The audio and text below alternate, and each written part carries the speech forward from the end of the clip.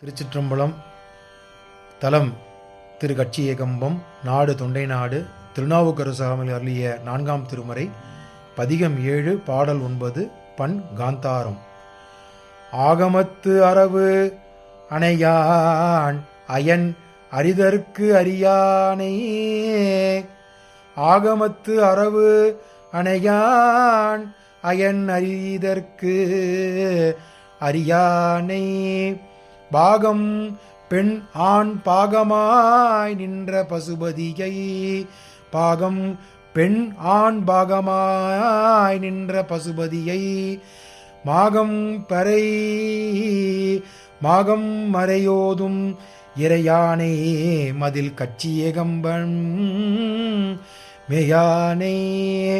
மாகம் மறையோதும் இறையானை மதில் கட்சி ஏகம்பனை என் மனத்தே வைத்தேனே.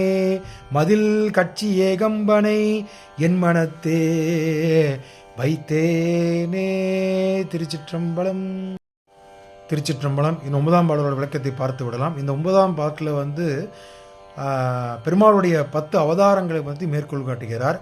அது எப்படி வர்ணிக்கிறார் சுவாமி அப்படின்னா, 10 அவதாரங்கள் கொண்ட திருமால் பார்க்கடலில் ஆதிசேஷனாகிய பாம்பின் பொழுது படுக்கையாக வீற்றிருந்து இருக்கிறார். அவருக்கே சிவபெருமானுடைய அறிய முடியல, அவரை அறிய காண கிடைக்கல. அந்த ஒரு நிகழ்வு உங்களுக்கு தெரியும் இல்லையா? பிரமனும் திருமாலும் அடிமுடியை காண்பதற்காக எவ்வளவோ முயற்சி செய்கின்றார்கள். ஆனால் அவர்களால் எம்பெருமானை பார்க்க முடியவில்லை.